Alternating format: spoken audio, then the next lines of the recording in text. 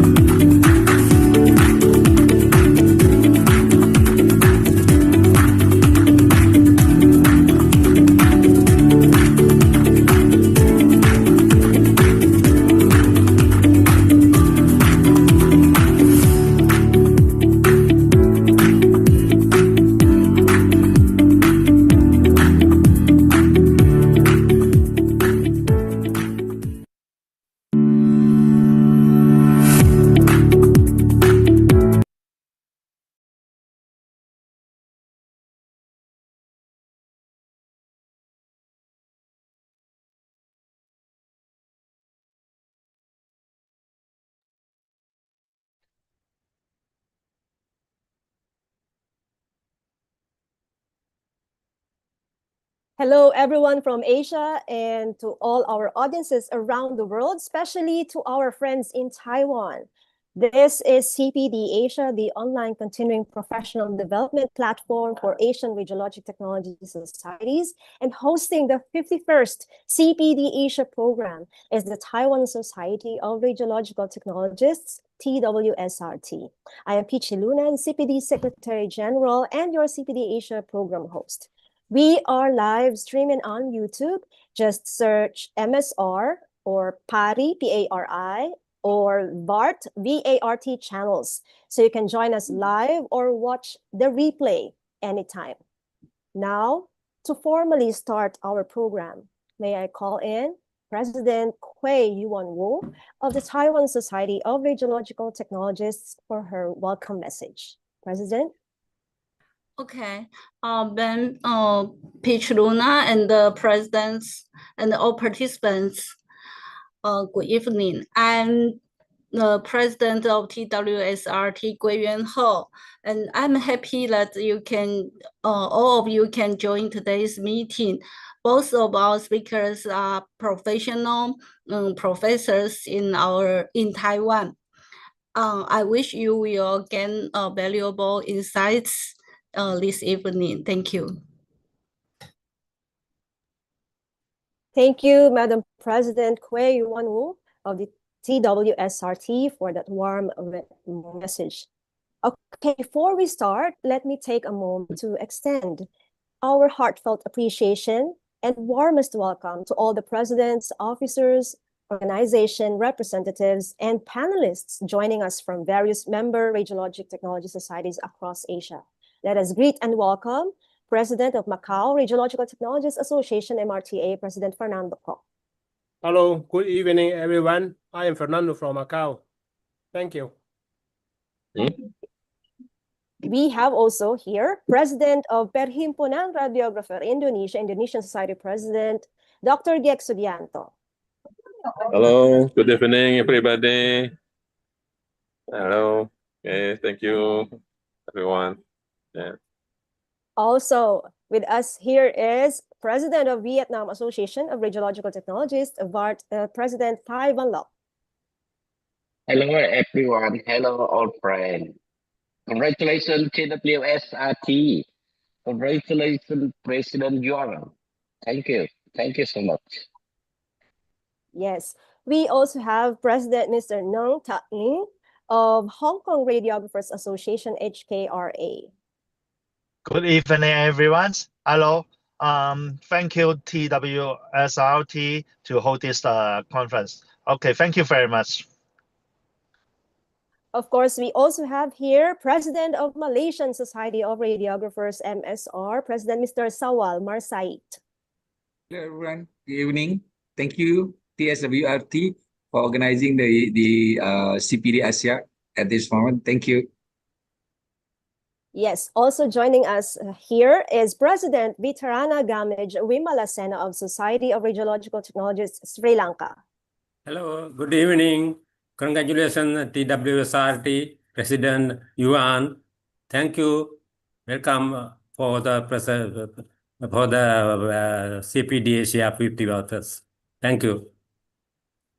We also would like to say thank you to the received greetings from President Chu Wan-Yuan-Tu of Taiwan Association of Medical Radiation Technologists, to Singapore Society of Radiographers President Denise Chu.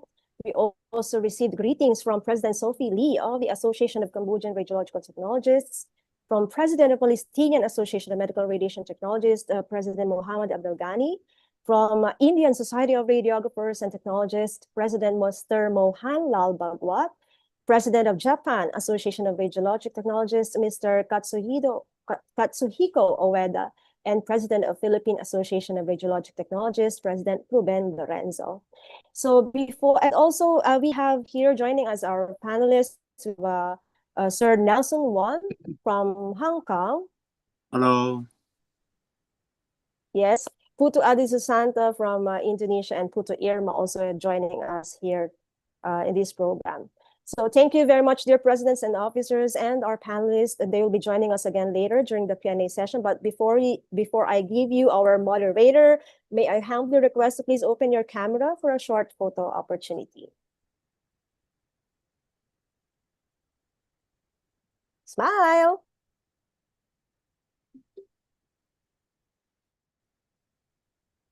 Yeah, I see now President Sophie Lee joining us here. President Sophie Lee, hello. Hello, good evening, Luna, and all president here and friend. I miss you all. Thank you, President Sophie Lee. So before we begin this enlightening session, let me call in our moderator, Mr. Cheng Wei Lee. Hello, everyone. Thank you for all of you to attend of tonight's CPD conference. I am Chen Hui Lee, come from TWSRT. So it is my pleasure to be the moderator of tonight's meetings. As we know, artificial intelligence will be a very big issue recently, and also plays very important roles of medical imaging applications. So tonight, we will focus on the application of artificial intelligence in mechanical medical research.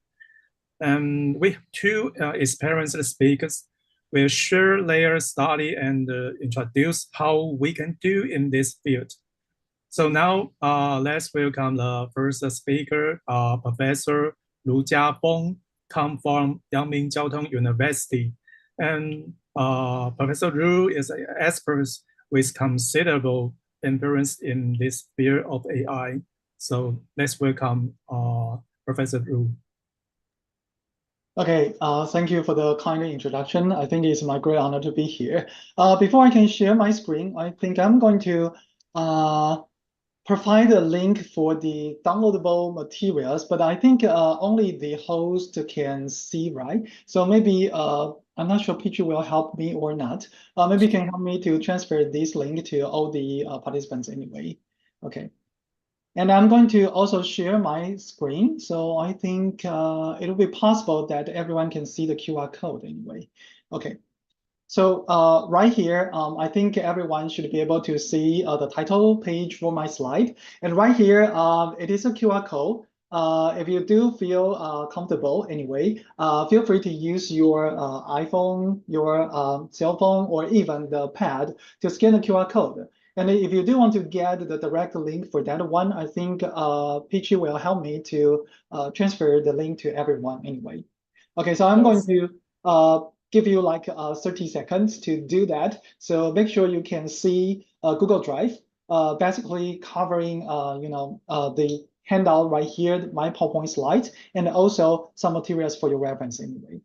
So when you are doing that, I think I can quickly go through the topic right here. I think without no surprise right here, I think you know I'm going to share my tips anyway, my tips for writing a radiological AI article anyway.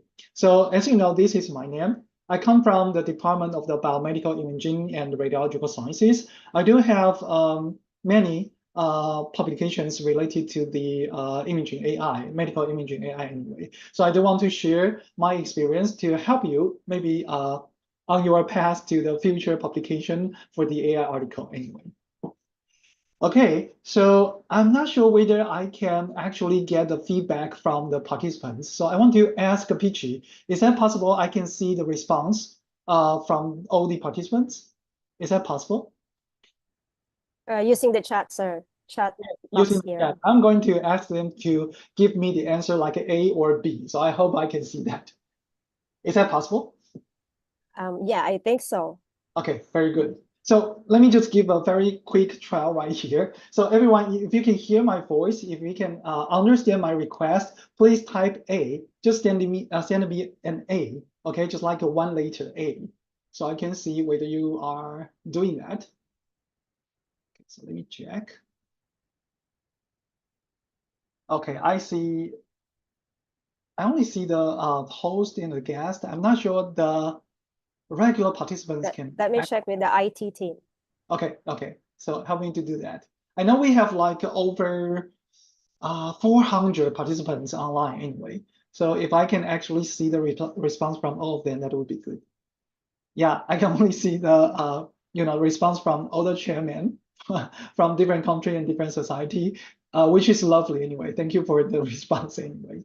Yeah, so I think it's okay. We can also wait for everyone. Make sure that everyone can scan the QR code right here anyway.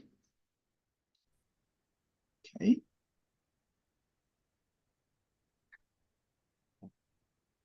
Okay, so maybe when we are waiting, I can say something more about today's topic anyway. So you can see I'm going to share the tips, right? So tips means it won't be that difficult anyway. I just want to make you believe. I don't want to show you, the formula, the difficult way to write an AI article.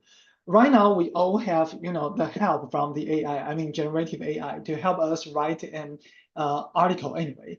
But I think there are still, a few concepts we should keep in mind. I mean, the key points, the right path that we should do, so we can actually get the, right things, right components for writing an AI article anyway. So that is the tips I'm saying.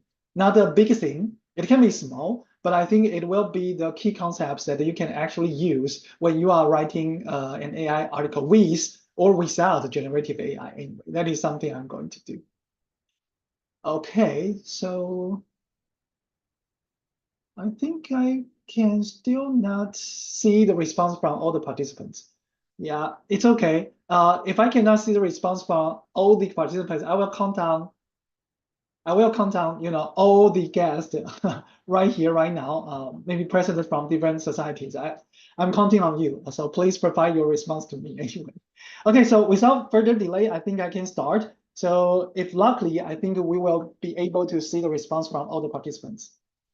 Okay, so in the very beginning, I want you to make a quick judgment on the images right here. So as you can see, this is a small part, not a full scale anyway, just like a small part of a low dose CT. Of course, you can see this is a small part of the chest, okay?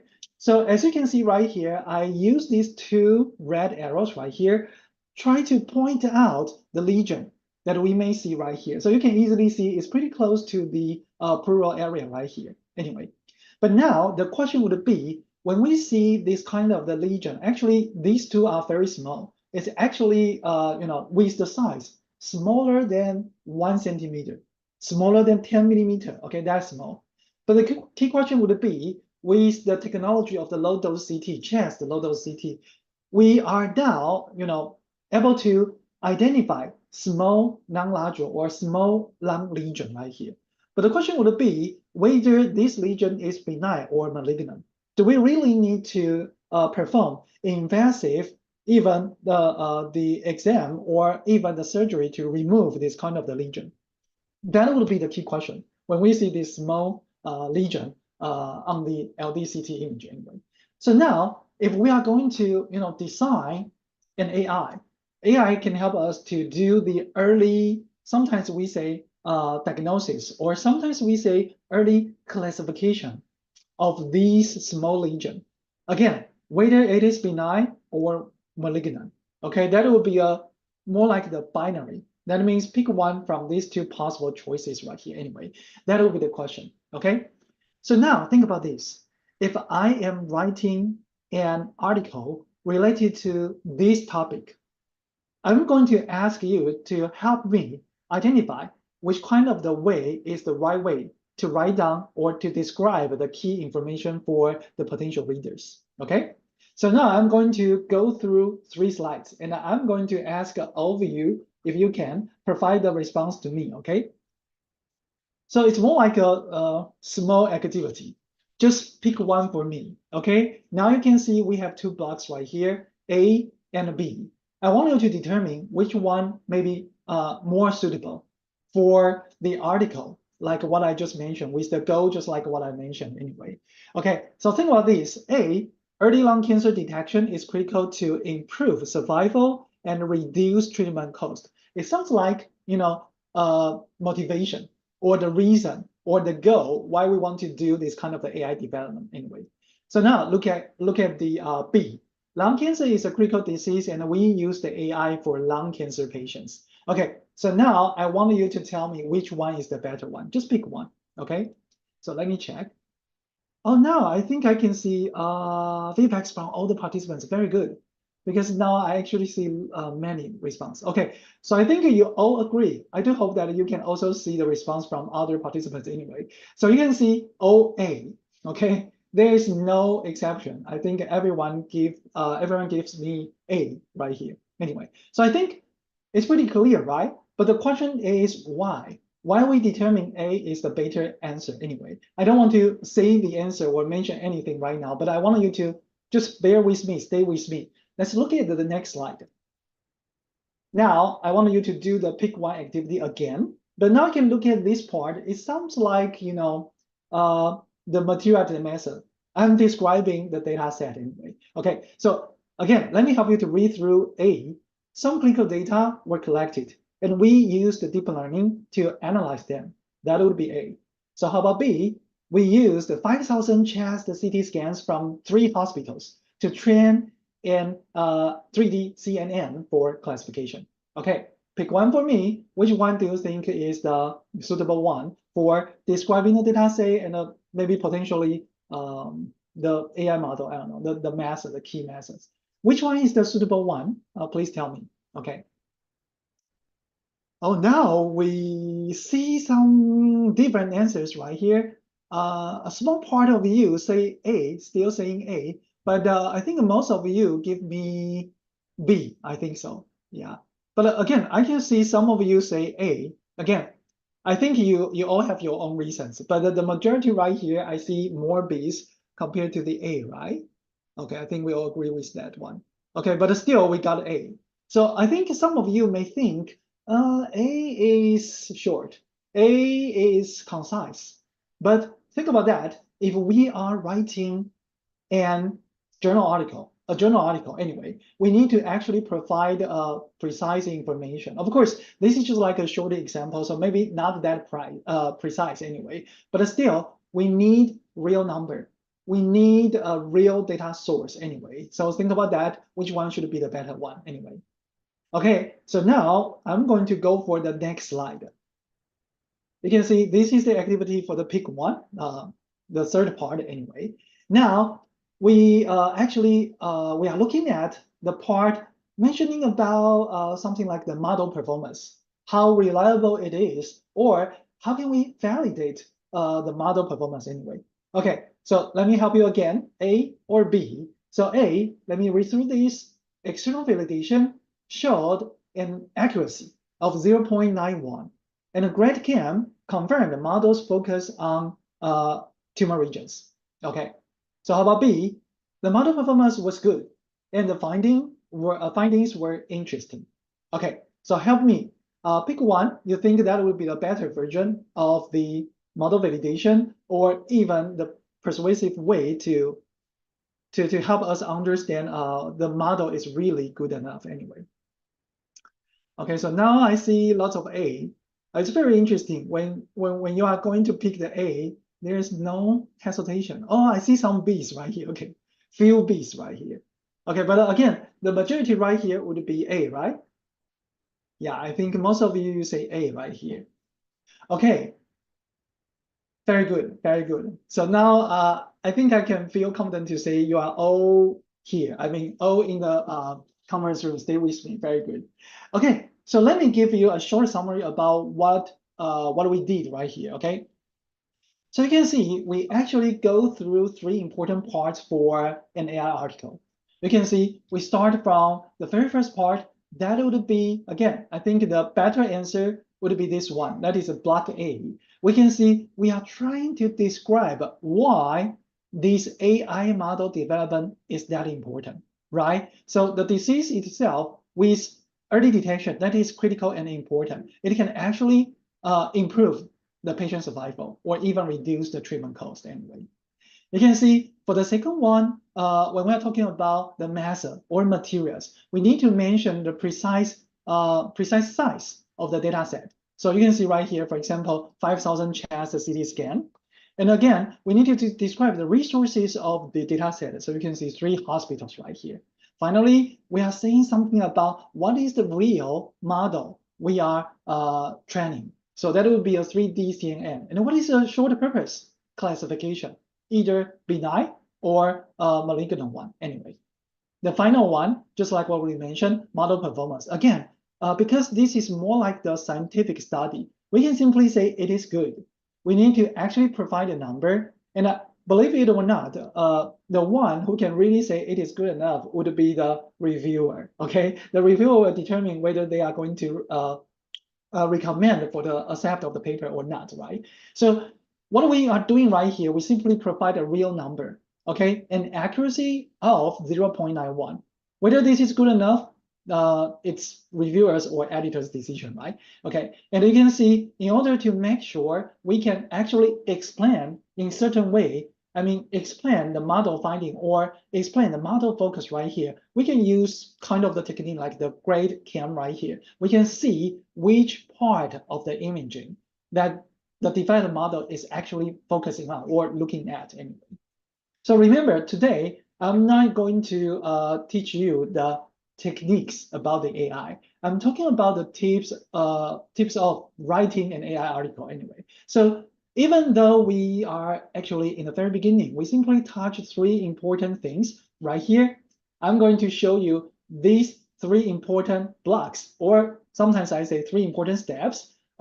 These are my tip 1, okay? So just like what I say, today I'm going to show you my tips for you. But actually, I'm going to show you 3 tips right here. So this is the tip number 1, okay? So now, these 3 steps right here, let me just show you the underlying meaning for the 3 steps. The very first one, I think when we are writing an AI article, we need to clearly define the clinical problem. And the most important thing is we need to show why this clinical problem or why the goal of this study matters.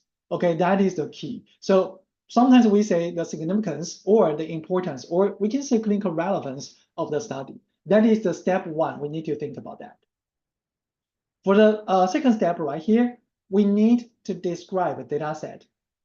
Not only the data set, also which kind of model design we are going to use. We need to describe these 2 things, sometimes together, sometimes separately. But remember, you need data so you can train a model. Even you have the data so you can test the model. You can confirm or validate whether the model is good enough or not. So sometimes you may use a very, very big model design, but you don't have sufficient number of the images or scans. Then we will believe you will fail. You don't really get a good result from this kind of the pair, you know. So describe a data set and with a proper model design to accommodate this kind of data set to actually extract important message information and make the right decision. That is a very important part for the second step. Okay, so that is the step number 2. You can see it's more like the materials and the method anyway. For the final step right here, again, if you really want your reviewers, editors, or even readers to believe the model is reliable or good enough, you need to validate it. Okay, so validate means normally we need to use a test data set, or sometimes we say validation data set to investigate or to measure the accuracy, sensitivity, specificity. Sometimes you can use F1 score, sometimes you can use AUC. There are a lot of different measures you can use, but still you need to rely on them to validate the model. Finally, if it is possible, sometimes it is impossible, but sometimes it is possible. I would say for most of the case, it is possible. You should try to explain, or sometimes we say interpret your findings. Why you think the AI models can help you determine this kind of the bionic classification. And in certain level, which part of the imaging or which kind of features do you think the AI model actually, count down to make the decision? Sometimes the decision can be identify the location or the size of the tumor. Sometimes it can be, just like what I mentioned, do the classification, benign, malignant, yes or no, positive or negative. It can be a lot of things. But still, if we can explain why the model give you this kind of decision, which kind of feature, which part of the imaging, that would actually help your readers or the clinical personnel to believe to believe the model performance anyway. Okay, so I would say this short summary shows you 3 key steps when we are writing an AI article. Okay, so let me repeat it again. The first one, it will really related to the clinical relevance and importance. Okay, what is the problem you want to answer? Second one, you need to have the right data set. Not only the imaging or scan itself, sometimes come with the annotation, come with the ground truth. So we can design a model and train it. Final one, we need to prove the model is really reliable. So validate it, and if it is possible, explain your findings. Okay, so I think among these 3 steps, the very first one is something we can touch today. Because for the second one and the third one, it may be really close to the techniques issue and technical issues right here. So that will be not that easy or that easy to cover within today's talk anyway. So I'm going to just give you more information about the very first step. Again, just like what I mentioned, clinical relevance. So again, the potential topics for radiological AI application, it can cover something like a workflow optimization, image reconstruction, early disease detection, automatic segmentation. Sometimes it can be the lesion segmentation. Sometimes it can be organs or tissue segmentation, lesion classification, or the prognosis prediction. Okay, so think about that. If you try to just summarize all the publication right now, you can easily see it will actually include it in one of the topics right here. So think about that. If you can come up with something and actually related to one of the main topics right here, it will definitely be clinical relevant anyway. Okay, so that would be tip number 1. Now I'm going to show you my second tip right here. So you can see tip 2. I want you to make several comparisons right here. Again, I'm not sure whether you do have the experience in writing an AI article. So I'm going to ask you to provide your response to me again. Okay, so let me just draw a line right here. Okay. So now I want everyone to help me. If you do have experience, in publishing at least one imaging AI article, can you just type 1 for me? 1 means yes. That means you do have the experience. If you don't have the experience, give me 0. That means you don't have any experience in publishing any imaging AI article anyway. So show me 1 or 0. Okay. Okay, I see 1, 1. Just think of 1 right here. And lots of zeros right here, which is good. I would say this is good because that is the reason why we need this kind of a CPD, right? So we can communicate, we can interact, we can share our experience to you anyway. Okay, so I would say based on what I have right now, most of the response should be 0, right? Okay. Yeah, it's okay. I see a sad face right here. 0 comes with a sad face from Peachy anyway. Yeah, it's okay, Peachy. And yeah, I think almost 0 right here anyway. Yeah, so it's okay. It's totally okay. I think that is the reason why we are here. So think about this. Because we don't really have the previous experience in AI-based imaging article writing anyway.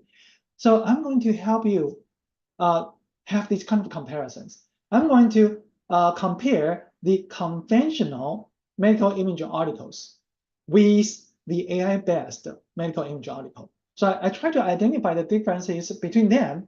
So maybe next time when you do have the opportunity to write an AI-based imaging article, you will figure it out, okay?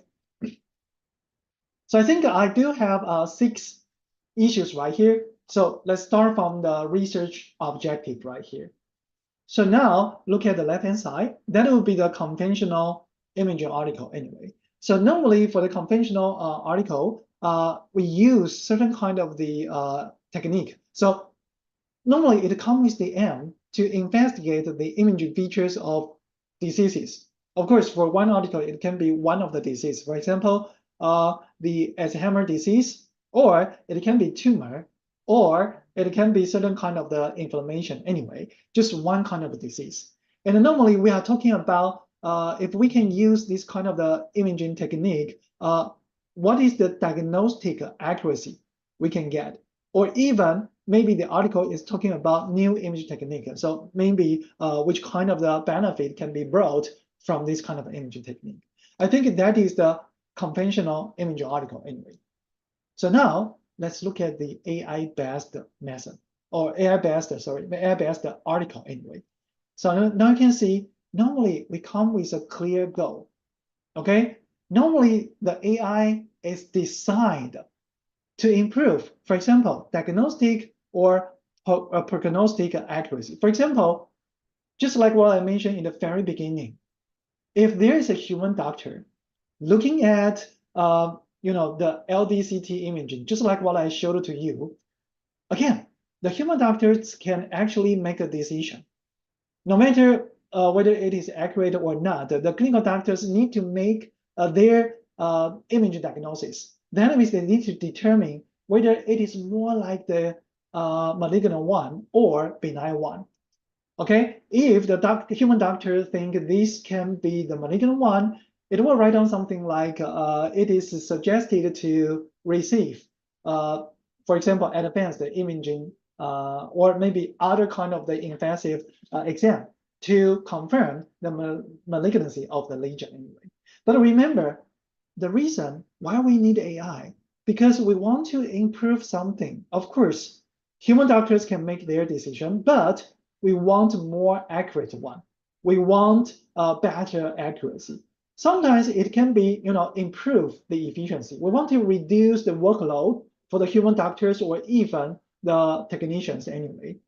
So that would be to improve the efficient case.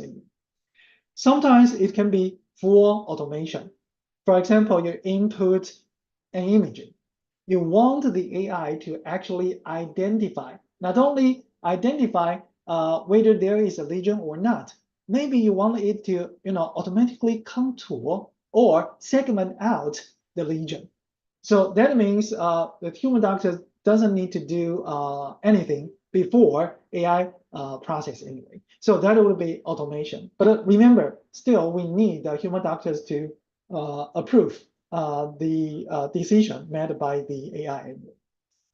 So you can see the research objective can very different. Normally AI will do something that maybe the human doctors can do, but we need to make it better. So it will come with diagnostic or prognostic accuracy, efficiency, or the automation. Okay, so the next point right here would be the data description. So again, let's first look at the conventional one. Normally, the conventional image article will focus on the case selection criteria, clinical characteristics about the data set, and image scanners, because we want to report all possible detail parameters so the future team or future users can actually replicate this kind of the image acquisition or something. So how about AI?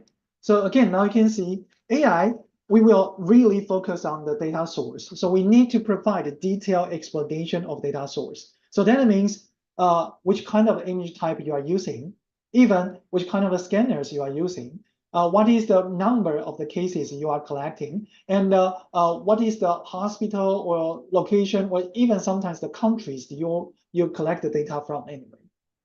And we need to actually describe how we separate the whole data set into the training part, validation part, and the testing part. So I say this is a train, validation, and test split anyway, because it's just like the teacher-student relationship. Teacher, like me, I'm teaching my student using a certain kind of the materials. But in the future, I want to test them without showing them any materials during the test, right? So I need to separate my data set into training part and test part at least anyway. So I use the training data set to build up the model, but I will use a separated part like the test data set to confirm the model performance anyway. So normally in a conventional data set, we don't describe this kind of the data split, but for AI, this is the key. Finally, because we are going to train the AI for most of the case, I think the supervised AI will be applied. That means we need to tell which kind of the materials or the ground truths we are using to train the model. So that will highly rely on the human annotation, I think for most of the case anyway. So you need to clearly describe how you annotate the imaging. That means how you label the imaging, okay? How you provide the ground truth to the AI. So that is something you need to describe. Now let's look at the third point. That will be the methodology description, okay? So now you can see conventionally, we will focus on imaging protocol, clinical study design, and statistical analysis. Normally, we say if you cannot identify the statistical difference right there, maybe it'll be very hard to be published anyway. But for AI-based methodology, you can see we emphasize the model architecture. So that is the structure of the model. How we train the model. So we will provide the training pipeline, data preprocessing. I think it is well known, not only the data and the model itself, how you pre-process. That means process the data before you really use them for the model training. It is also the key step to improve the model reliability and the model performance. And then finally, you can see what is the evaluation method to confirm the model performance. You also need to describe these kind of things. So if you compare the conventional one with the AI-based, you can see AI-based sometimes we don't really need statistical analysis. But of course, a group of people say sensitivity, specificity, accuracy is also a kind of the statistical index anyway. You can also say that, of course, but you can see that is very different compared to the traditional one like the t-test, ANOVA. Normally, we don't really need that one for the AI-based study anyway. Okay, let's look at the fourth point right here, external validation. Okay, do we really need a separated data set that is actually not included in the original model design? You can see for the conventional study, we don't really think about that. Okay, we don't really require an external validation. We don't really need to do that. But for AI-based study, I would say there is a strong focus on external validation. I think people tend to believe without the external validation, we do have a certain kind of the bias. Sometimes we say selective bias anyway, because we are only looking at the data from sometimes single center or single hospital. So maybe you have very constrained or preserved parameters for the AI training anyway. So without the external validation, I think so-called the reproducibility or the generalization can be very low across, especially across the institutions anyway. Okay, so you can see that is different because AI is designed to be used. You can see outside the lab, outside the original hospital. So sometimes we will think about external validation. The fifth one, figures and visualization. I would say conventionally, the conventional paper, we will definitely show one of the imaging. We will show the summary of the statistics or even the tables to show which kind of the feature give you the significant difference between two groups, like the healthy group and the patient group anyway. That is the conventional study. For the AI-based study, you can see we have so-called ROC curves. That would be receiver operating characteristics curve anyway. Or sometimes we say precision or this kind of a curve anyway. I would say ROC or PR, it may be unfamiliar for maybe most of you, but don't worry about that. It's just kind of the curve to describe the sensitivity, specificity, or reliability or accuracy of the model performance anyway. Conversion metrics, normally it is very useful for the classification topic. It can show the real class and compare it with the predict class. So that is something we can use. And then finally, just like what I say, if you can explain the model, for example, the model's focus, for example, using the grade cam, that will be a huge help.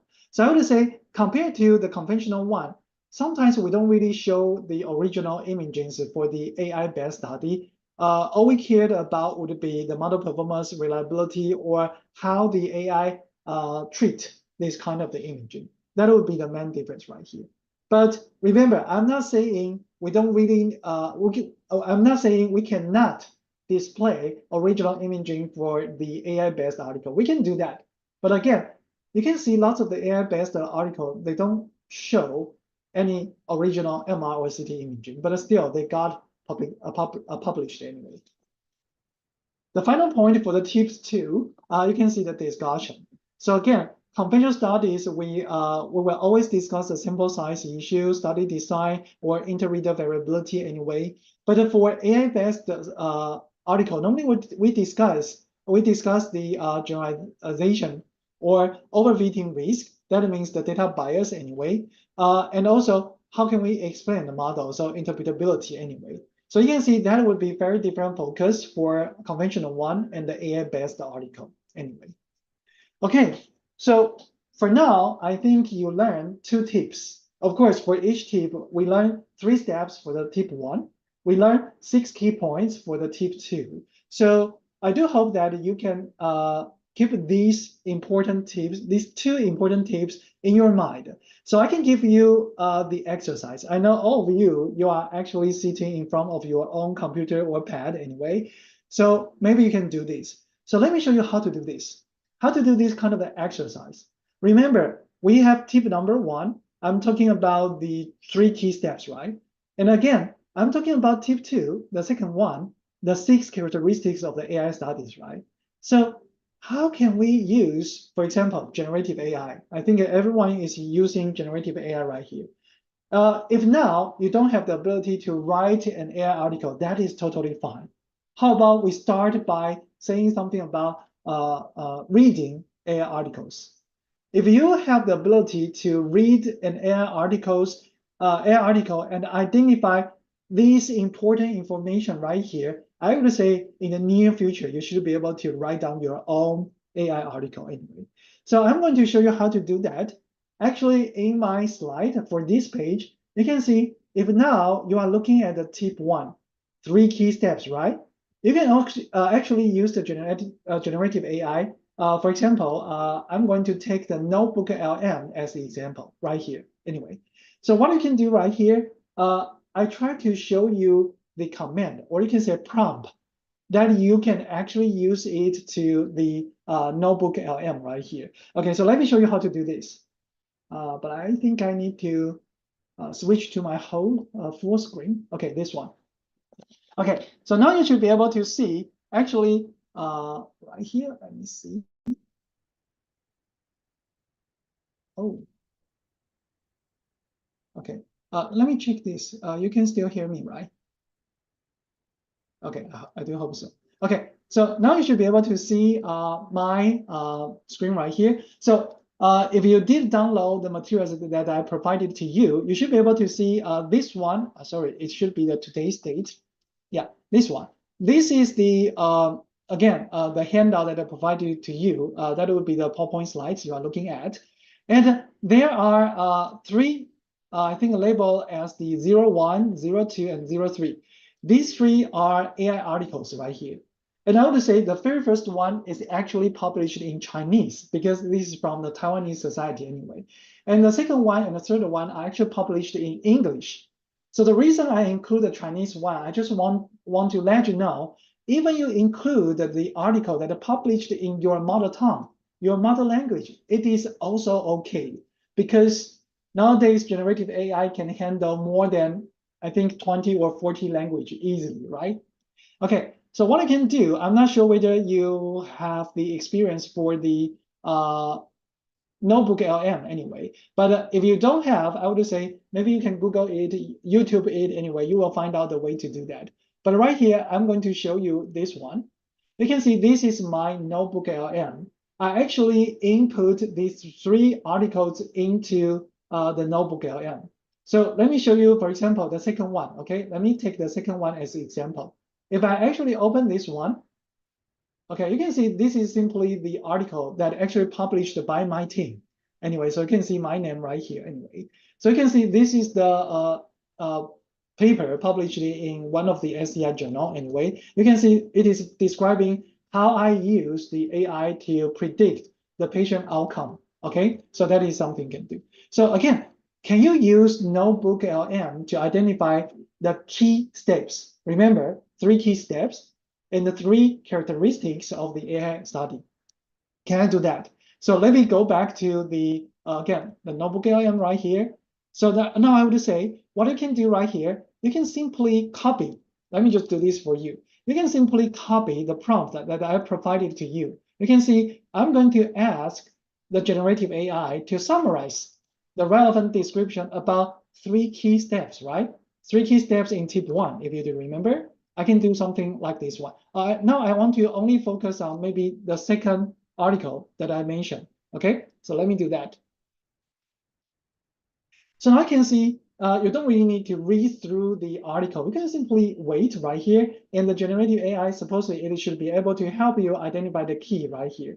So you can see the very first one, okay? You will see this is the lung cancer study, okay? And the reason why this is that important, because it actually has very high global cancer-related mortality anyway.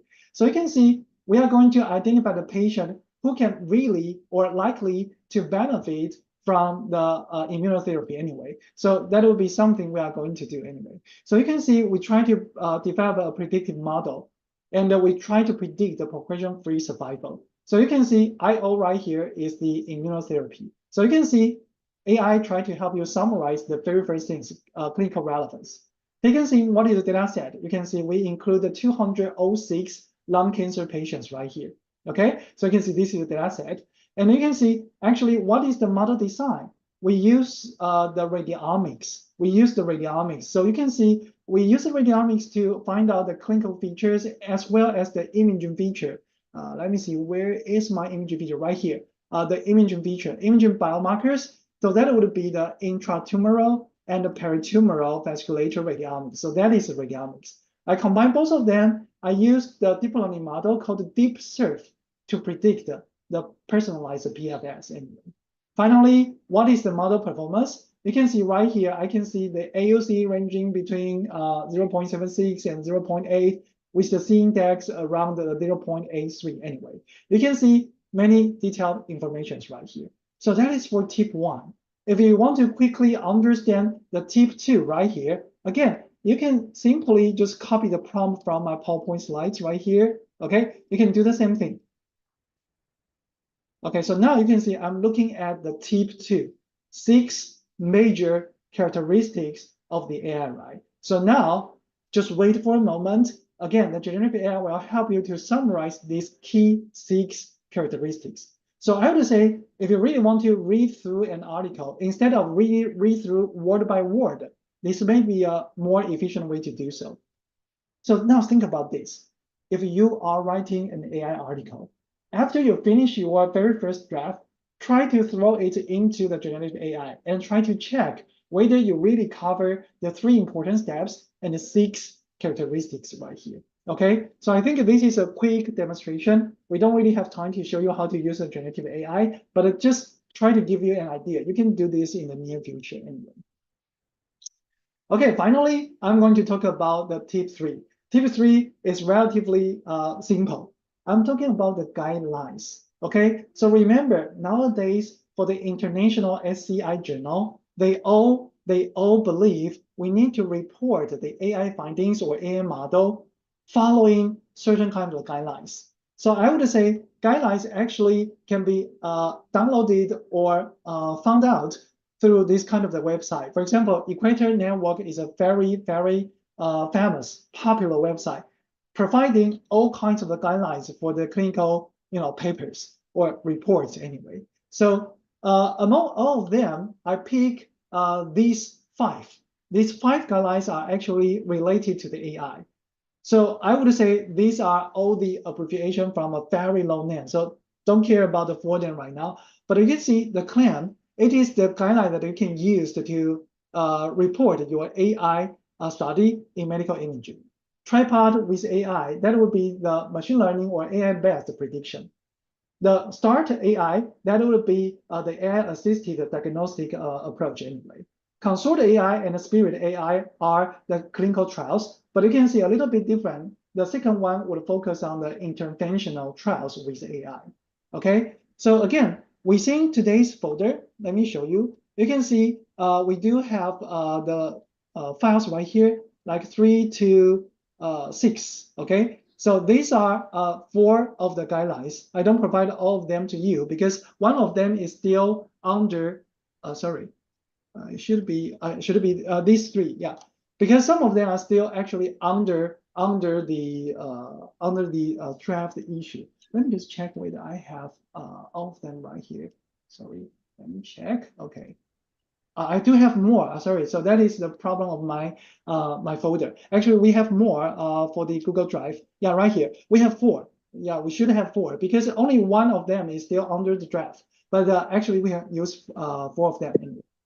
So feel free to just open one of them. You should be able to see it's more like a checklist to help you find out whether you report important things within your manuscript anyway. So just remember, keep in mind that you have these 5 guidelines. Just think about what is the key topics you are talking about, and just follow one of the guidelines. I think it will guarantee you have a higher successful rate for your publication. So if you do want to find out the original website, just look at this list right here. That is something I can provide to you. So I think I thought I should give you the summary. So remember, I mentioned 3 tips right here. For the tip 1, 3 key steps. Tip 2, 6 characteristics of AI study. The tip 3, 5 reporting guidelines. So I always call it 3-6-5 principle. So remember that. I think you will be able to construct a very good AI article anyway. So I think that should be all for my sharing. So I welcome for any potential questions for you. Recording in progress.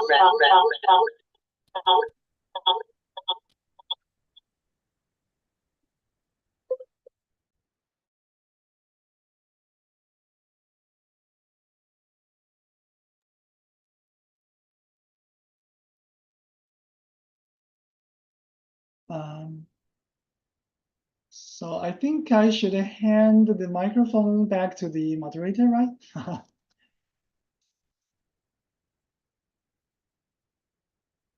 Do we have Zheng Hui?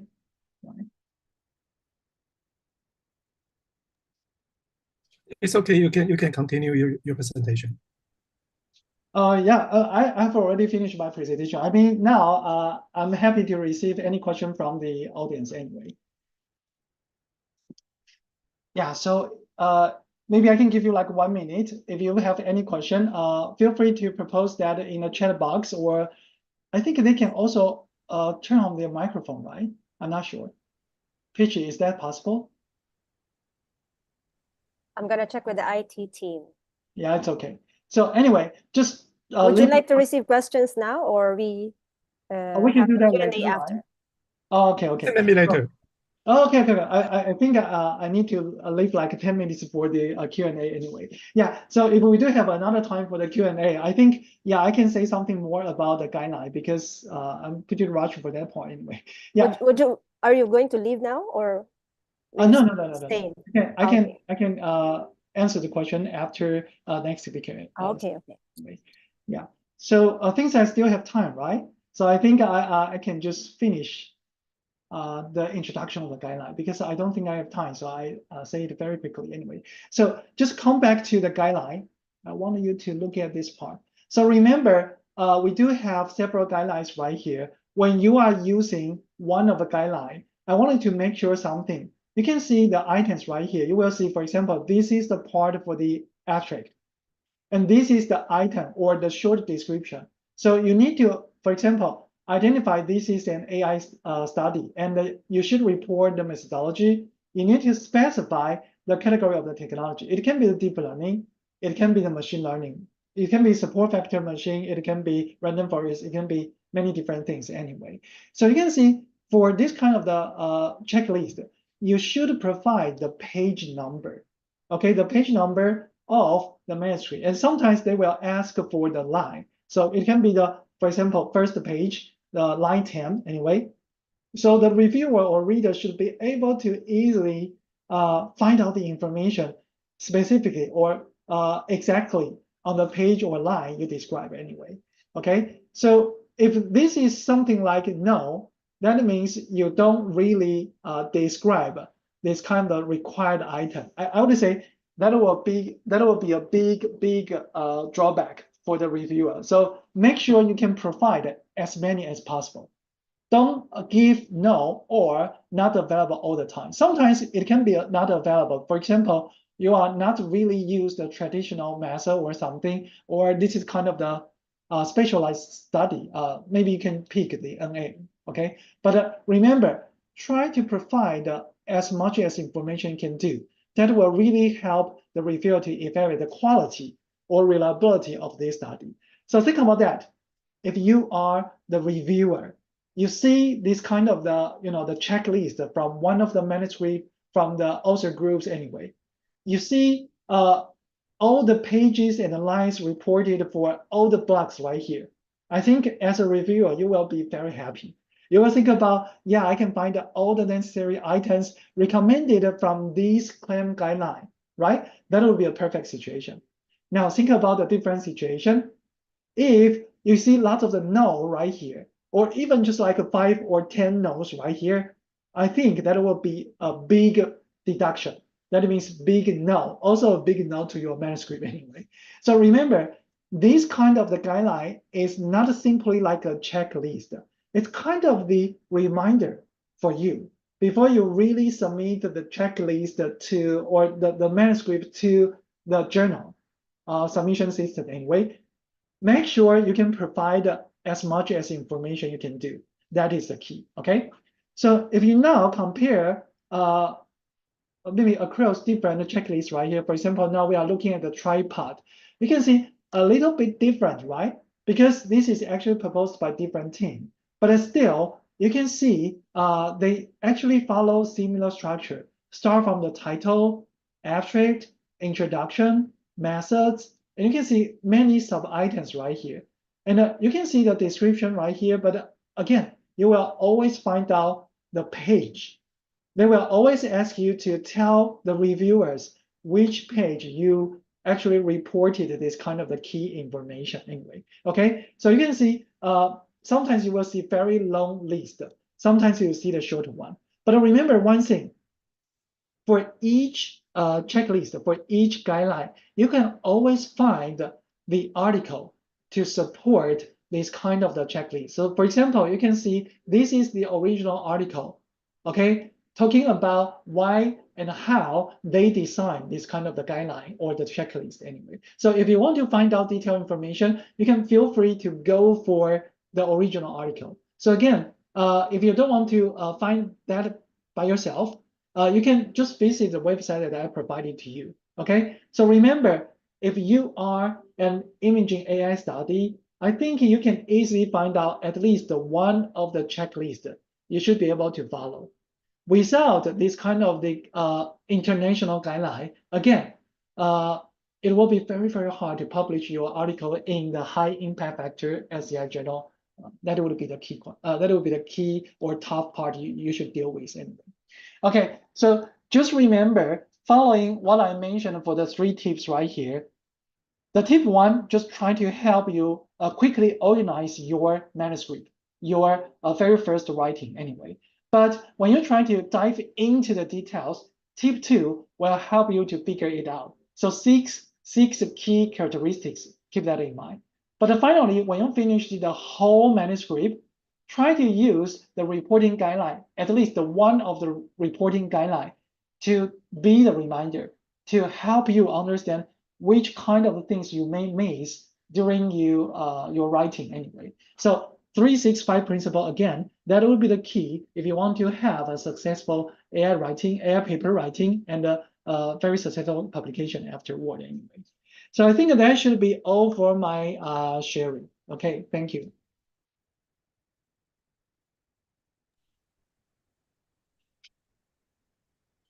Okay, thanks to Professor Lu for his very excellent and very interesting and interactive presentations.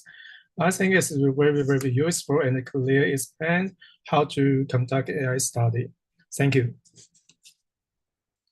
Okay, the second speak, we will invite Professor Lin Yujun, the director of Linkou Changgen Hospital, Department of Radiological Diagnosis. And Professor Lin is specialized in MRI technologies, with many years of clinical experience in radiological diagnosis and medical radiological technology. He also is an expert of AI. So let's welcome Professor Lin.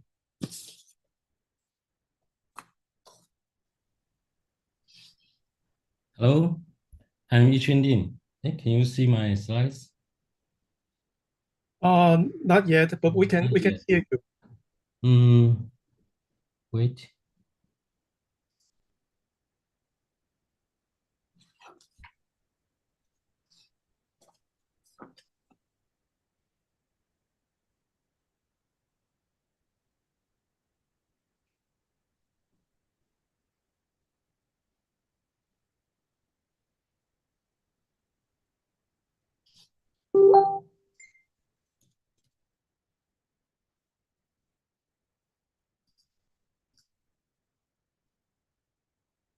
Is it okay now? Yes, we can see. Oh, okay. Hello, everyone. I'm Yichun Lin from Taiwan, TWSRT. It's a great honor to be here at CPD Asia today. I will share the topic about AI-driven tumor segmentation and the radiomics in cancer MRI. As a radiological technologist and educator, I believe our role is important in this area. Beyond capturing the imaging, we now contribute to the AI-based workflows that enhance the diagnosis and the patient care. In this session, we will start by understanding the basics of radiomics in cancer MRI. Then we review the key MRI sequences often used in oncology. Next, we will go through the typical radiomics workflow and explore AI techniques for automatic tumor segmentation. Finally, we will reflect our evolving role as radiological technologists, how we contribute to the accuracy, the consistency, and the clinical impact of AI integration in the imaging. Radiological technologies are key to the high quality oncology MRI. We ensure consistent artifact-free images and the standardized protocols. This supports both clinical care and AI development. By providing a reliable data set and a clear communication, we help drive the radiomics forward.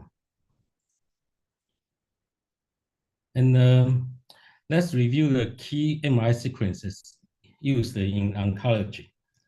The T1 weighted images shows the anatomy, usually the fat, the contrast, and the uptake of the tumor.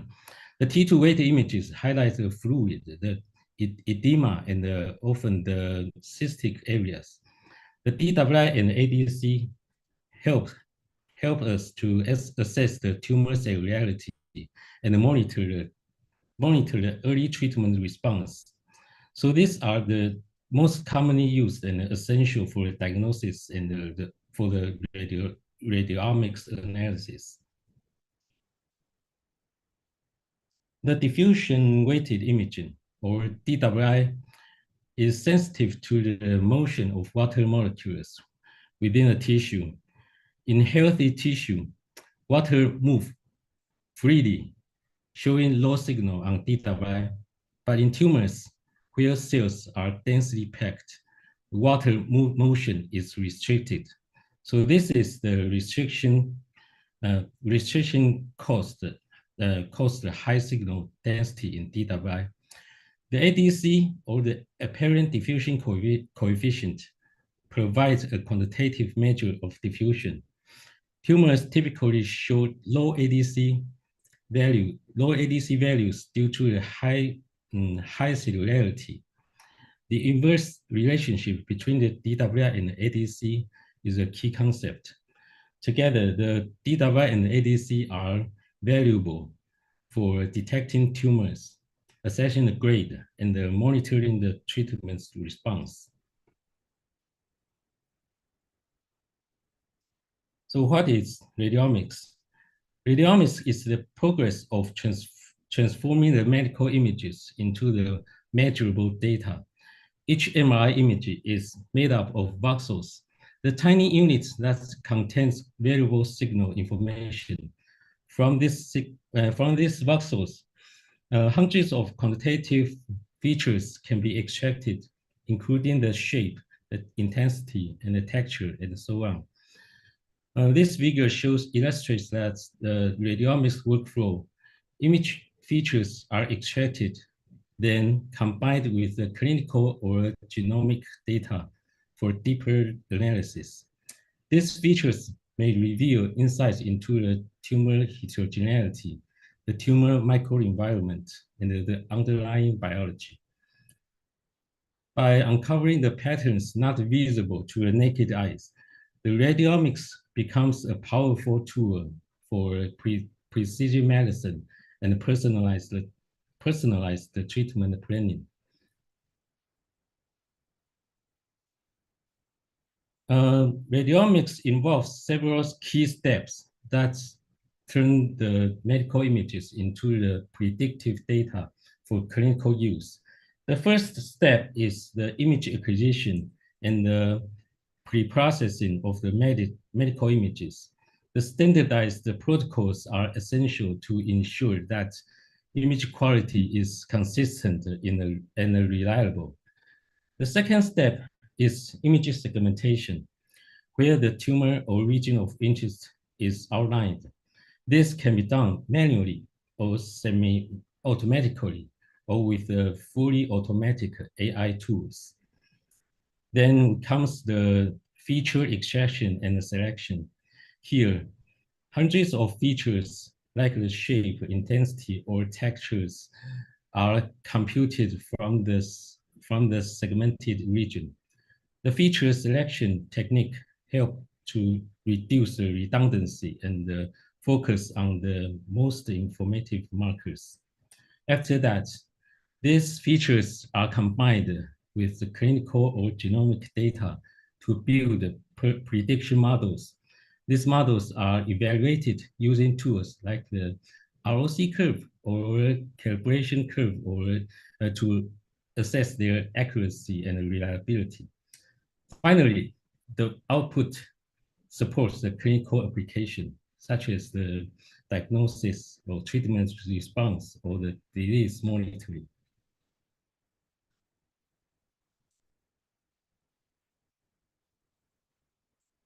Radiomics features fall into three main types. Shape. The shape features describes the tumor's form, like the volume, the compactness, and the roundness, and so on. This helps to identify structural differences between benign and malignant tumors. The first order features come from intensity histogram and include the metrics like the mean, the skewness, the entropy, and so on.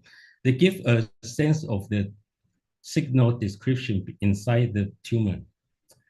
The texture feature look at the patterns and the arrangement of the pixel intensities. The techniques like the GLCM, the GLRLM, and can capture the tissue heterogeneity, which also correlates with tumor aggressiveness. By understanding these features helps the radiologists or researchers to extract the more meaning from the images. So what affects radiomics feature stability? Radiomics features are sensitive to many technical factors. So the consistency in imaging is critical for the reliable analysis. The scanner-dependent factors, magnetic field strength, the resolution, and the coil type can all influence the appearance of images and the value of extractive features. The acquisition parameter, imaging settings like TETR or size thickness and the DW, the p-values may affect the signal intensity and the texture for radiomics values. The ROI accuracy. Every small errors in tumor segmentation may lead to large change in the feature values. So this is why the precise and consistent segmentation is critical for reliable results. This slide illustrates that how radiomics can support clinical decision making in the head and neck cancer through a step-by-step process. You can see the step one, it starts with imaging acquisition and pre-processing using an MRI OCT. The tumor is identified and analyzed to extract the key features like the texture, the shape, or intensity, and so on. The step two, these features are then used to build the predictive models by combining the imaging data with the clinical and the genomic information. The model can reflect the tumor biology and the patient-specific factors. Step three, the model output helps with diagnosis, staging, prognosis, and the risk stratification. It can even support the molecular proliferation.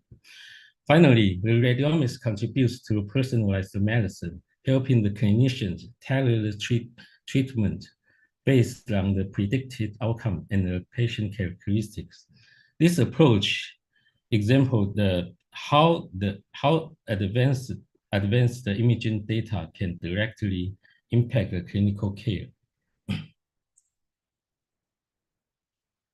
Radiomics transforms images into data that can enhance the decision-making in clinical practice. The benefit is it provides objective, reproducible data that complements the radiologist's interpretation. It also supports the precision medicine by helping the tailor the treatment plans and based on the predicted outcomes. The role of radiological technologists. We play a critical role in ensuring the image quality and the acquisition consistency.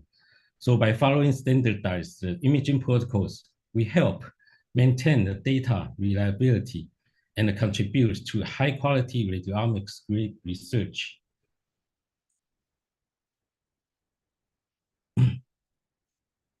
So tumor segmentation is how we translate images into the quantitative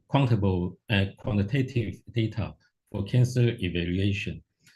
By outlining the tumor size, the shape, and the location, we provide essential input for accurate diagnosis and the treatment planning, including the radiation therapy.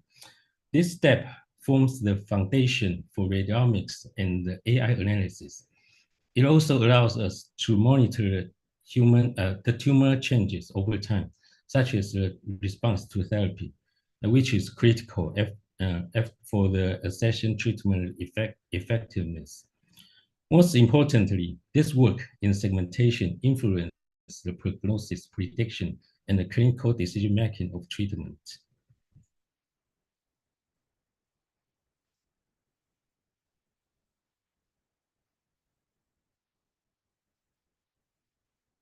Okay. Sorry. This slides the AI segmentation. So why do we need AI for the tumor segmentation? The manual segmentation is time-consuming and can vary between different people. It is not always consistent. So that is why AI comes in. With AI, we can segment tumors faster and more reliably. The deep learning models can recognize the complex patterns that may not be obvious to the human eyes. So this allows us to process the large amounts of imaging data efficiently and ensure the consistency, both of which are essential for the radiomics and the clinical decision making.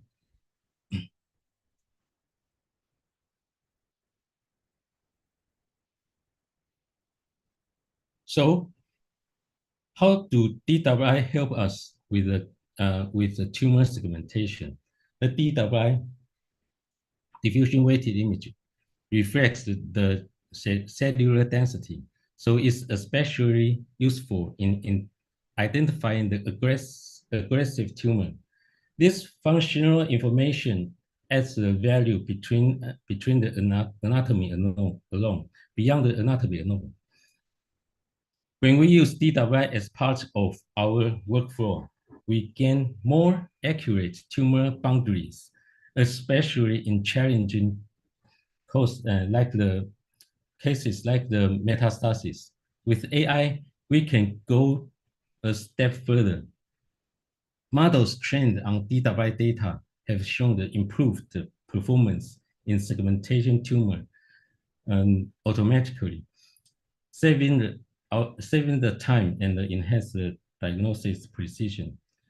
This image shows that the AI-generated segmentation can closely match the manual annotations, but with more consistency and the speed, which is critical for when we are monitoring the treatment response.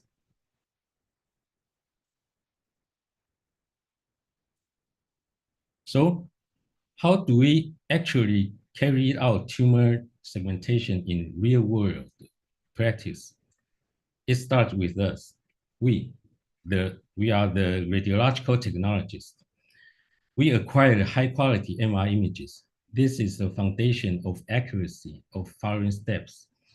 Then we define the regions of interest, or ROI, on the images.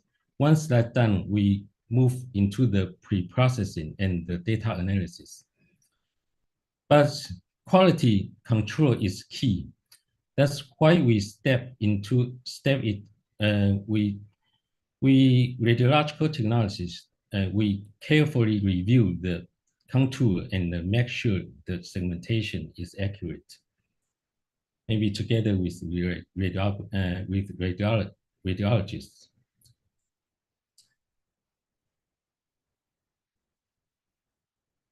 As we step into the AI-assisted segmentation, it helps to understand the model behind the scenes. We commonly use the convolutional neural network, the CNNs, to extract the patterns from the medical images, like the tumor age or the tissue textures. The model we often use the UNet is the most commonly used model. So it is designed for the biomedical image segmentation. It has symmetric encoder and decoder structures. The encoder compresses the image into the meaningful features, and the decoder reconstructs the segmentation map. So what makes UNet powerful are the skip connections. They connect the matching layers from the encoder to the decoder. So this allows the model to train the fine spatial details, which also capture the overall context. This architecture forms the foundation of many end-to-end segmentation pipeline used today. Because of the effectiveness of UNet, it inspired many variations of the architectures, including the attention UNet, the residual UNet, and so on, which they built on the same core backbone. To build a reliable segmentation model, we need to follow a structured pipeline, starting from data and ending with deployment. First, in data preparation, we use expert-labeled data set where tumor regions are clearly annotated. To improve the model robustness, we apply data augmentation, like the flipping, the rotation, or adding the noise to images. Then we come the model training. We use the loss function like the dice loss, or the cross entropy to guide the learning. A portion of the data is reserved for validation. That helps us to fine-tune the hyperparameters and avoid the overfitting. As a radiological technologist, we understand that this process helps us to collaborate more efficiently in AI model development and validation. Once we build the segmentation model, we need a reliable way to measure the performance. There are many quantitative metrics available, but here are some I take 3 of the most commonly used here.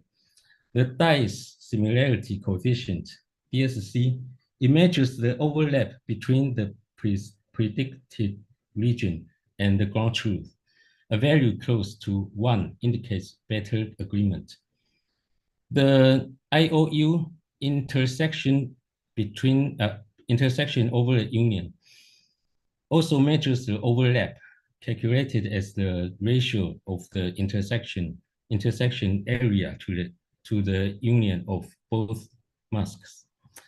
The HD Hausdorff distance evaluates the boundary accuracy by measuring the greatest distance between the edge of the predictive and the true region. It is useful for detect the shape discrepancies. So let me share a few examples of my research to illustrate what we have done working on. And in this project, we explored how diffusion-weighted MRI, particularly the ADC values, can serve as a non-invasive biomarker in gynecological oncology. On the left, we see that ADC can help differentiate tumor origin and grade. Patients with cervical or endometrial cancer now show a distinct ADC distributions across different levels of tumor differentiation. On the right, we use the ADC to stratify the prognosis. Low ADC values were associated with worse survival outcome in cervical cancer patients receiving the CCRT. Together, these results support the clinical potential of diffusion MRI in both the diagnosis and the risk stratification.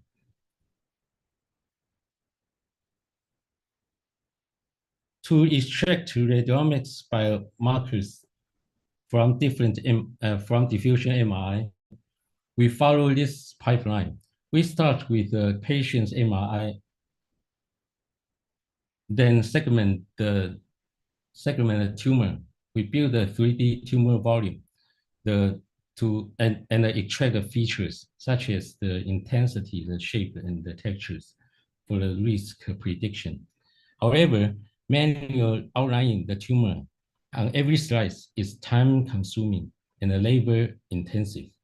This bottleneck is exactly where AI can help us to speed up and standardize the segmentation, making the radiomics more practical for clinical use. In this study, we developed a multivariable prediction model to improve the diagnosis accuracy in uterine adenocarcinoma by combining different MRI and the MR spectroscopy. We extracted radiomic features from segmented tumors, such as ADC values, and integrated them with spectroscopy data to build a predictive model that can differentiate between the cervical and the endometrial cancers. This studies demonstrates the value of multi-parametric imaging in enhancing the diagnostic prediction for uterine cancers.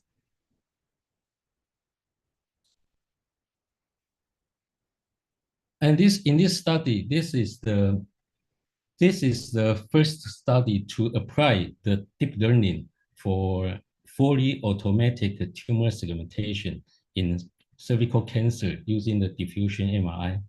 We trained our model using different diffusion sequences and achieved high segmentation accuracy with a DICE score over 0.9 in training data set and up to 0.82 in the testing data set.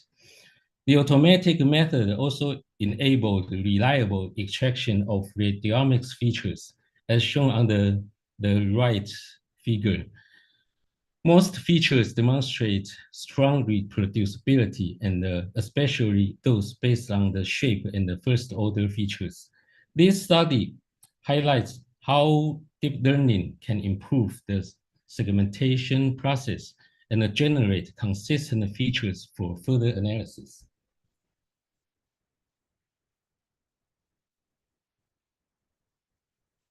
So traditionally, radiomics analysis involves several manual steps, from identifying the correct image type and the slide selection to tumor contouring. These manual processes can be time-consuming and the labor-intensive, and introduce the variability between the rater. Here we introduce a one-stop automatic pipeline. Starting from DICOM image input, the system automatically identifies the image type, select the appropriate slice, segments the tumor, and extract radiomic features. So this leads all the way to the therapy response and the prognosis prediction. This fully automatic pipeline not only saves time, but also enhances the consistency of the extracted features, making it feasible for widespread use in clinical application. So here we tested whether a model trained on the cervical cancer can be transferred to the uterine tumor. And yes, it worked. The more uterine data are added, the better the performance. This study shows that how the transfer learning can help us to deal with the limited data, especially for the rare cancers, and still build strong and reliable models. The hypopharyngeal cancer are challenging to segment, even for experienced radiologists. We compared multiple deep learning models and found that the DeepLab V3 Plus achieved the highest accuracy, particularly for small tumors. This model enhances the precision in difficult cases and may support more consistent radiomics analysis.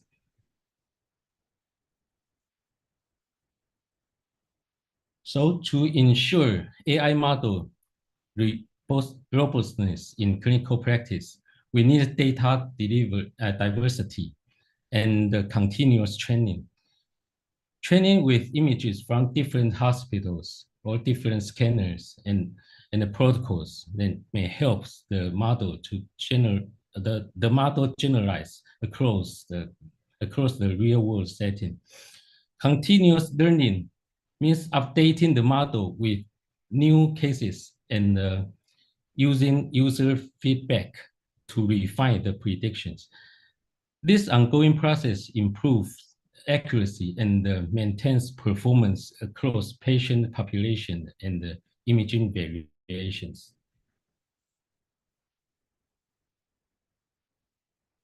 So the radiological technologies play a key role in making the AI segmentation clinically effective.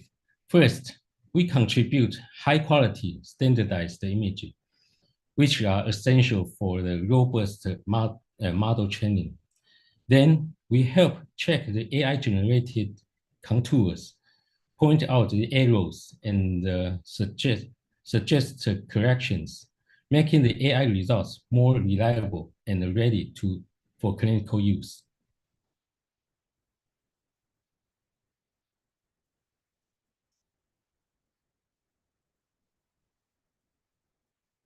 Oh,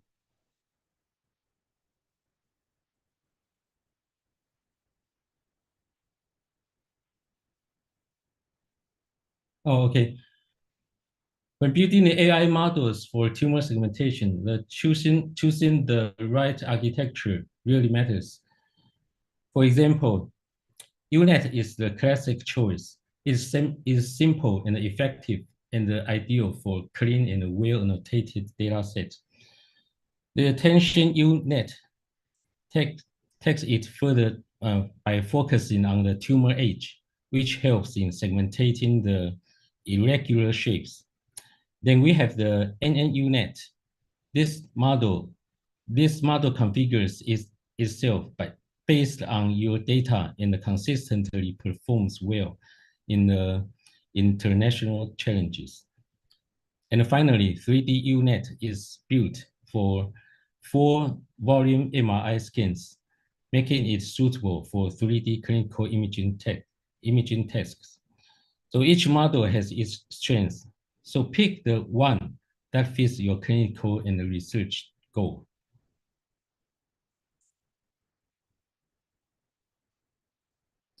To train a reliable segmentation model, several key steps are essential. Finally, at first, we need precise pixel level annotations as ground truth. Then we apply data augmentation, like the flipping, the rotation, or intensity shifts to simulate the real world, the variability. Cross-validation helps test the model across subsets of data, reducing the risk of overfitting. And finally, we optimize the loss function. The dice loss is commonly used because it aligns well with the segmentation accuracy. This practice helps us ensure the model generalizes well across new and unseen cases.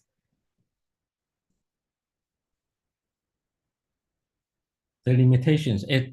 As the radiological technologist, it's important to understand the key challenges when applying the AI in practice. First, AI needs the large amounts of well-labeled training data, which can be difficult to collect in clinical practice. Second, models trained on one scanner may not perform well on the other. This limits the generalization. Third, deep learning models often lack the explainability, making their decisions hard to interpret. So that's where the radiographers or radiological technologists play a critical role to ensure the image quality and validate the AI output for clinical use.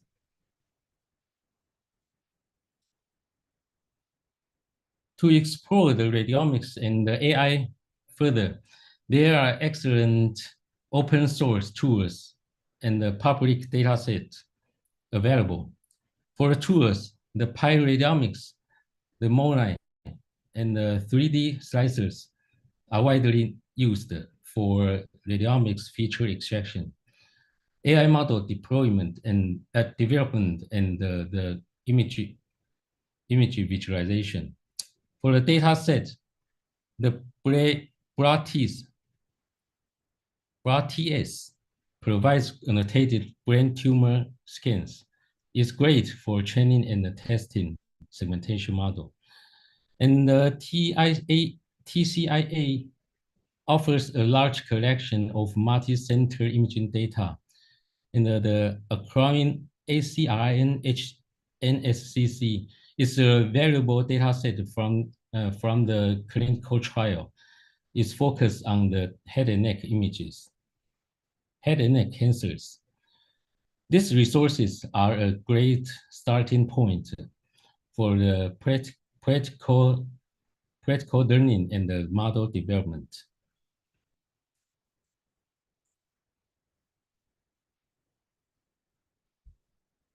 While the AI offers powerful segmentation capability, it has important limitations. On the technical side, poor image quality can significantly reduce the accuracy.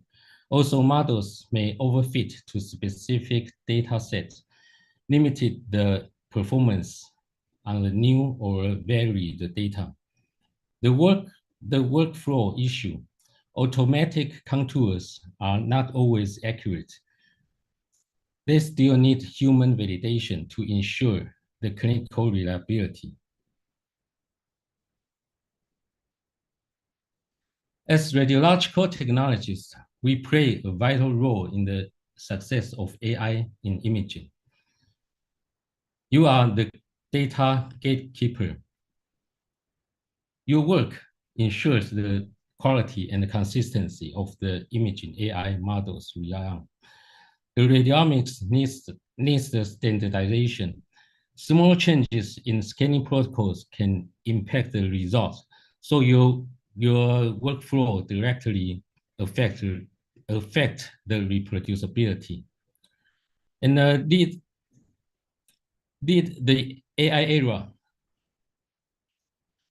Stay engaged through training, research, and collaboration to help shape the responsibility and the effective use of AI in clinical practice. Together, we move from the image insight to insight. Finally, as a radiological technologist, I would like to encourage all of us to embrace our evolving role, not just as image acquisition, but also can actively contribute to AI development, ensure the image quality and the standardization, and the patient-centered innovations in medical imaging. Thank you.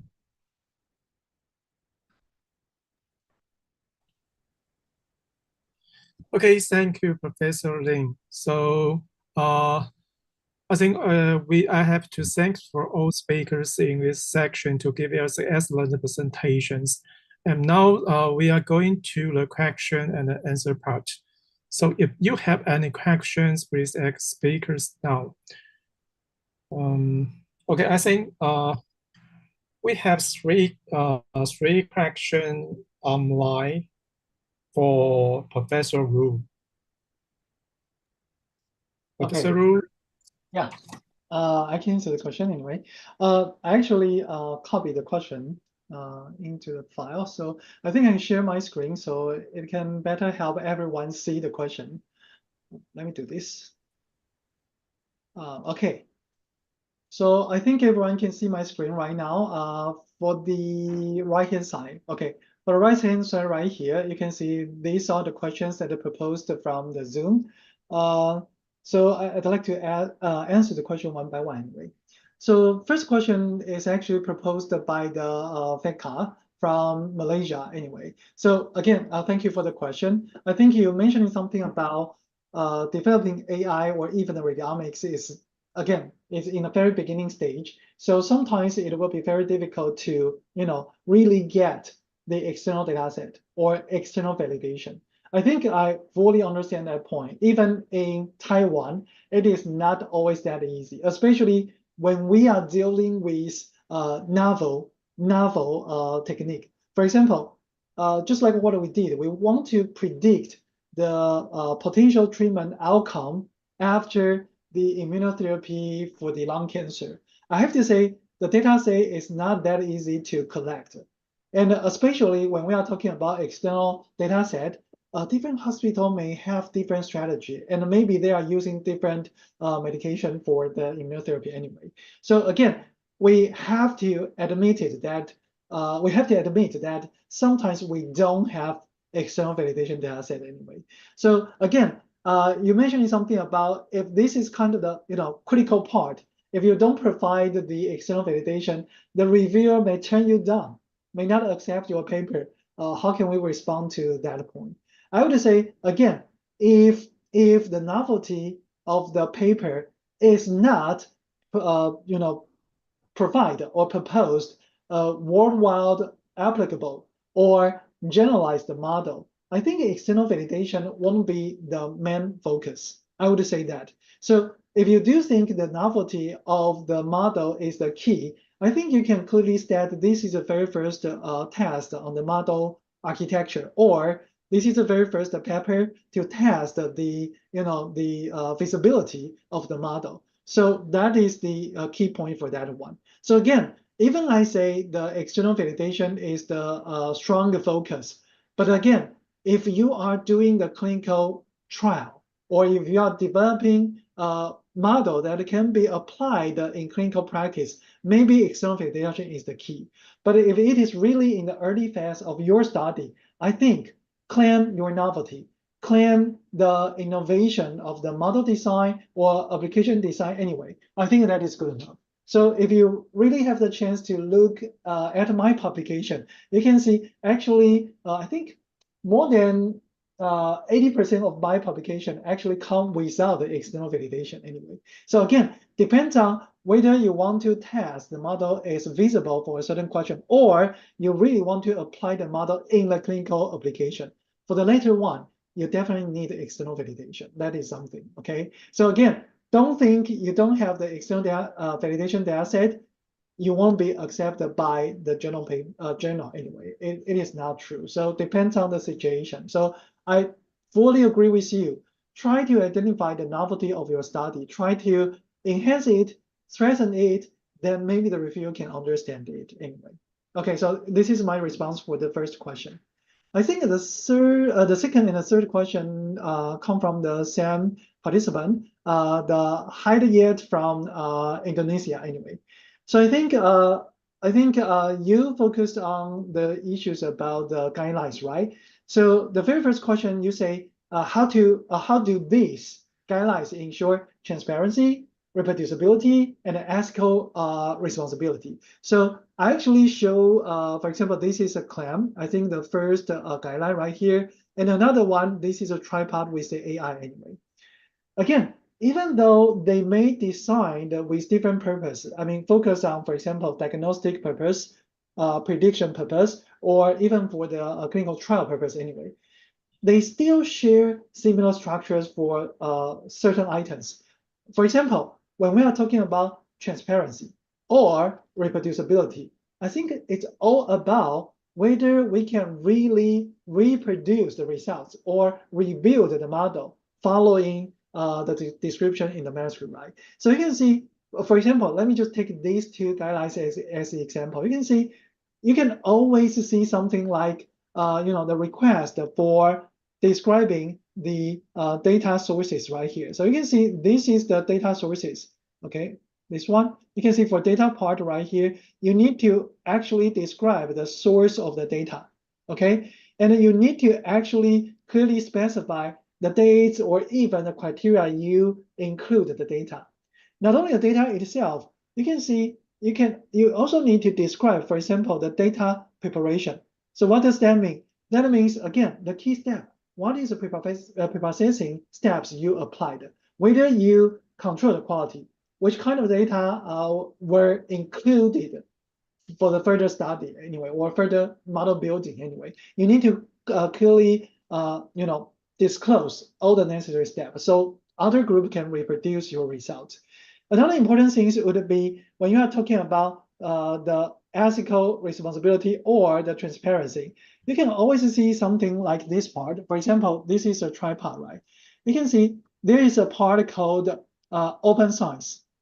This one, not only the funding, you can see conflict of interest, the protocol, whether you register the protocol, whether the protocol can be accessed, okay?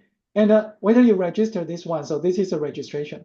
But nowadays, I think AI study really cares about open data set or open code or open software anyway. So you need to clearly say whether the data is available for other teams or whether the code for the model, at least for the model architecture, whether the people can download the code.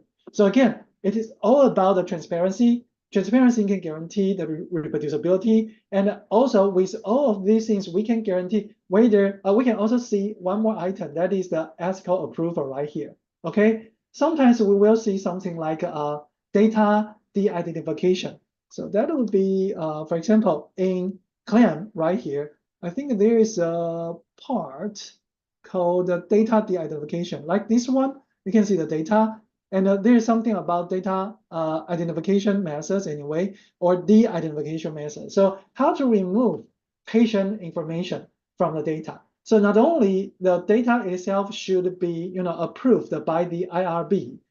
You can see right here, the source of data, whether the full study protocol is available or something anyway. So you can see there are a lot of things we need to follow. And again, if every single item of the guidelines was followed by the authors, that means I think we can basically guarantee the important ideas about the transparency, reproducibility, and ethical responsibility anyway. So I think this is the reason why we need guidelines to actually check important items right here. So for your second question, you say how to determine which guideline is appropriate for the one, right? So just like what I shared on the slide anyway, there's 5 different guidelines actually designed for different purpose. So let's think about this. If you want to, predict, for example, the patient survival, like how many years can the patient actually survive after the treatment? That would be something like prediction, right? That means you want to predict the future event. So for that case, you need to go for tripod. So if we look again at the tripod right here, let me do this again. You can see tripod will really focus on one thing that is called predictors right here. You can see this is one of the items in the tripod. Predictor means how reliable it can predict the future event, right? But you don't see the predictors in the claim because claim is more like a general guidelines for the AI in medical imaging. So I would say, if you really understand the purpose of your study, try to find out the one that best fit for your purpose. Okay, if you are actually design an AI that can be used to assist diagnosis, you go for start AI. But again, this is still under the draft of formation anyway. But if you want to again design a randomized trials because you think now the technique is good enough, it can be applied to the clinical trial to prove it can be used in clinical environment anyway, you will go for consort AI or spirit AI. But again, depends on the purpose. If this AI is actually kind of involved in the interventional trials, okay? For example, to guide a guide wire or to help you do something during the surgery, it's kind of the interventional trials anyway. I would say go for the spirit AI. So I would say we don't actually use multiple guidelines during our submission anyway. We just pick the one that fit best to your study purpose anyway. So come back to your original study purpose, identify the one, and find out the best one. That would be a strategy to use one of the guidelines. Okay, so that would be my response to the proposed question. Thank you. Okay, thanks, Professor Ru. This is very important and very useful information from you. So if they have any other question for today's speakers.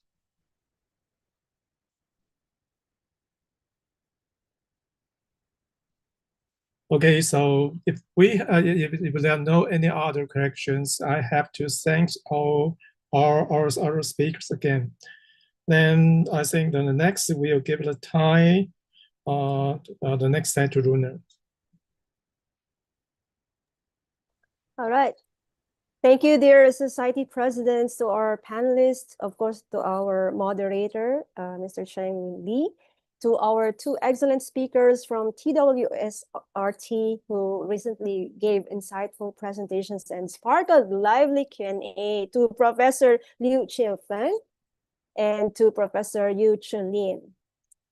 We have learned so much from your very interesting discussions. We hope to hear from you again next time.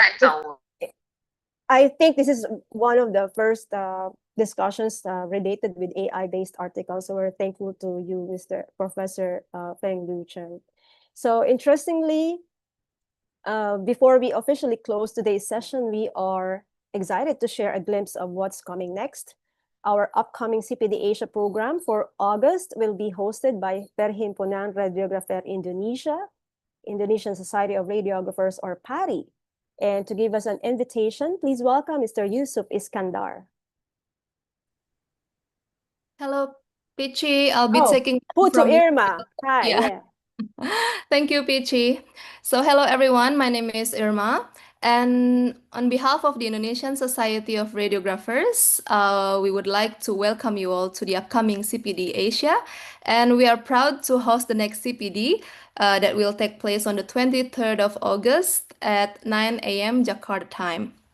And the topic for the next CPD is multimodality approach to pediatric oncology diagnosis. So we've invited distinguished keynote speakers who will be sharing their insights and expertise on these important subjects. So we warmly invite you all to join us for the next sessions, and we're looking forward to your participations and seeing you all virtually. Thank you, Pichi. Over to you again. Thank you, Putu Irma. So as we wrap up today's program, we would like to express our sincere gratitude for the support of VT Healthcare Vietnam, all our Zoom sponsors. A big congratulations and thank you to our host for this session, the TWSRT, with leadership of President Keyun Woo. We also deeply appreciate the ongoing cooperation of the CPD Asia IT team and the unwavering support from all our presidents here, all our officers who help bring you engaging CPD Asia sessions every month. Of course, above all, we extend our heartfelt thanks to all of you, our registered participants and our live audience in YouTube. Your presence and enthusiasm made this online CPD Asia program a true success. So again, I warmly invite you to join us again for the next CPD Asia session next month. I am Peachy Luna, your host, saying thank you, everyone. Thank you, TWSRT. We'll see you next month. Thank you. Thank you. Thank you, Madam Chan. Likewise. See everybody next month. Bye. Thank you, Bye. Professor Good night. Liu. Thank you, Good Sir night. Feng Wee Lee. Bye.